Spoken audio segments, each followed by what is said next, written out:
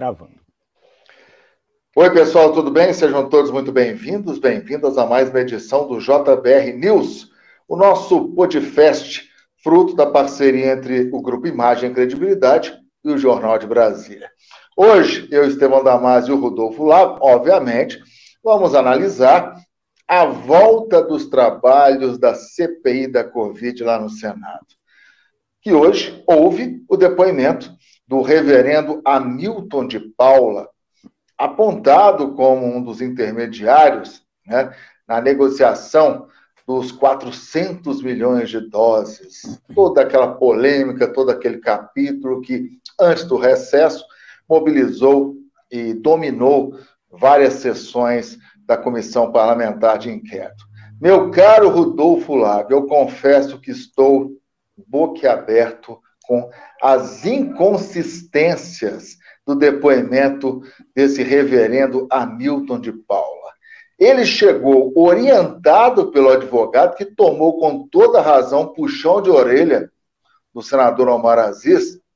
Ele falou que foi bravata, orientado pelo advogado que, né, falou bravata, bravata. O Omar Aziz ouviu. E essa palavra complicou, pode ter complicado muito a própria trajetória, digamos, dele como reverendo. Porque aí o Omar Aziz, que eu já critiquei várias vezes, pelo estilo muitas vezes truculento, mas hoje ele foi no ponto. Como um reverendo, um pastor, que teoricamente traz a palavra de Deus, de Jesus, as repassa para seus fiéis, admite que fez bravata, que é bravateiro. Ele pode, certamente, nas palavras do senador Omar Aziz, perder toda a credibilidade, Rodolfo. Não, com certeza, né? Ele está lá no culto, vai dizer assim, ouvi a palavra do Senhor, aí quando alguém confrontar, ele diz, não, foi bravata. Pois é. Não ouvi, não. Não, pelo amor de Deus, né? Olha, é tudo inacreditável, né, Estevão? Isso tudo, esses personagens tão inacreditáveis, isso parece uma piada sem graça, né, Estevão? Assim, tinha um ministro da Saúde, um presidente, um coronel do Exército, um cabo da PM e um reverendo sentados numa sala. Agora você completa a piada para rir, né? Para não chorar, né? É inacreditável, inacreditável isso tudo, porque tudo leva a crer, né, Estevão, que no mínimo era um bando de pessoas tentando armar um esquema. Porque, vamos lá, qual era a participação desse reverendo Hamilton de Paula nessa negociação a se julgar pelo que aparece no celular do Luiz Paulo Dominguete? A participação que é o cabo da PM, de Minas Gerais. PM, da piada, né? Era o fato de que ele teria essa aproximação com o presidente e com o governo para poder fechar a negociação. Aí, se ele pega e diz que é bravata, então o que ele está fazendo nessa negociação? Só contextualizando para o nosso...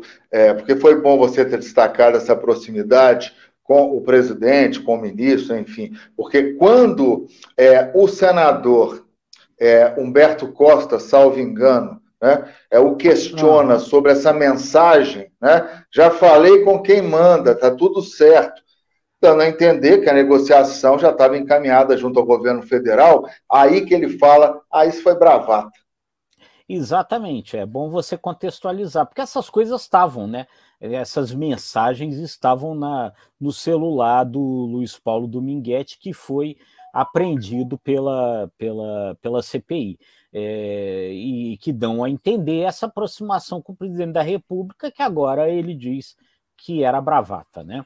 E aí, enfim, e a própria Davat, a própria empresa americana, Davat Medical Supply, estava entrando, né, oferecendo 400 milhões de vacina que não tinha. Então, também bravata, né? E aí o intermediário é um cabo da PM, não é alguém com nenhuma expertise em negociação de vacina. Nem mesmo a secretaria, que tem nome de órgão de governo, mas é uma ONG. Outra bravata, né? Outra bravata. Outra bravata, né? Tudo isso absurdo, né, Estevão? Ainda mais em se tratando de um processo de aquisição de uma vacina que o governo brasileiro já estava adquirindo. O governo brasileiro já estava adquirindo a vacina AstraZeneca a partir do contrato feito com a Fundação Oswaldo Cruz. Então, por que o governo precisou se cercar desses bravateiros, não tem outro termo, usando o termo do próprio reverendo, para adquirir uma vacina que, enfim, já estava sendo adquirida? Rodolfo, tudo absurdo. Quando você tem dificuldade para explicar, porque você está mentindo, ou você está omitindo. Se você está falando a verdade, não tem conversa, sai de forma natural. Primeiro, por que uma ONG do reverendo, que o reverendo gerencia, presidente, não sei, que desenvolve trabalhos humanitários, de repente, né, por obra de Deus ou do destino, quer intermediar a compra de vacinas. Tudo bem, a população estava precisando, pode até ter o cunho humanitário, mas por que essa ONG, que tem até selo das Nações Unidas, é tudo muito mal explicado. Aí, de repente, ele diz que mandou um e-mail para a principal secretaria, né, em meio à pandemia, do Ministério da Saúde, excetuando, claro, a Secretaria Executiva, tal da SVS, né? Uhum. Aí ele manda um e-mail e não espera a resposta da audiência que foi requerida nesse e-mail e vai para o Ministério. Sem esperar a resposta. Ele não conseguiu explicar isso. Como que eu peço uma audiência e mesmo sem ter a resposta eu me aventuro aí? Aí ele chega na secretaria e ele muda o discurso. Não, é porque tinha mandado o e-mail errado, não era para a secretaria esse assunto, era para o próprio Ministério. Rodolfo, eu e boa parte dos senadores, inclusive o Marcos Rogério, que é um dos principais defensores do governo na CPI, também não entendeu nada, hein? Não, que não tem explicação, né? Não tem explicação. Como é que pode, enfim, como essas pessoas, isso tudo é que é surpreendente, chegaram ao Ministério, conseguiram marcar audiências, fizeram reunião, entendeu? Chegaram a apresentar os tais invoices, que são o início de um contrato, enfim, em torno de nada concreto, sem ter vacina. E aí é bom a gente sempre lembrar, né? E aí a Pfizer, fabricante de vacina, um dos maiores laboratórios do mundo, fica mandando um montão de e-mail e ninguém responde, né? É inacreditável tudo isso, né?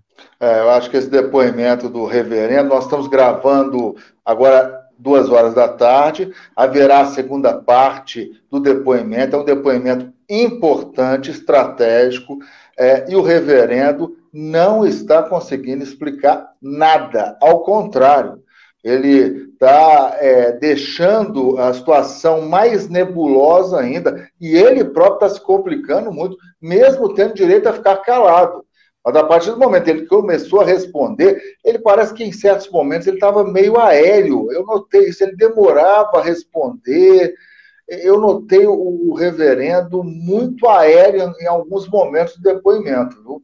Porque ele começou a falar algumas coisas desconexas, não respondia, demorava a responder, enfim.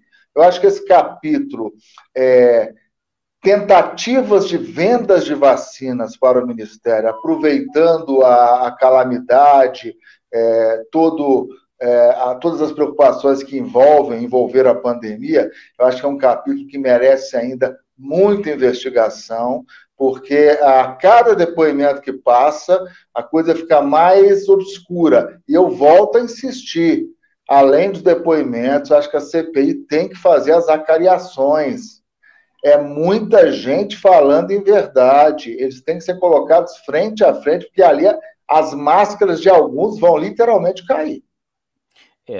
Sem dúvida, né? Eu acho assim, no mínimo, isso já fica muito claro, Estevão, me parece, que nós estávamos à mercê de golpistas, né? Eu acho que não há muita dúvida disso. Diante ali da tragédia, diante da urgência na aquisição de vacinas, alguns espertalhões ali foram se aproximando e chegaram muito perto. A gente correu um grande risco, no mínimo, de ter, enfim, se estrepado na mão de golpistas aí. Vamos continuar acompanhando, então.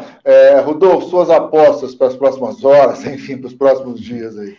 Bom, eu acho que além da questão da CPI, né, Estevão, a gente precisa acompanhar os desdobramentos dessa séria queda de braço entre o presidente Jair Bolsonaro e o Judiciário, o Tribunal Superior Eleitoral, em torno da questão do voto impresso, né?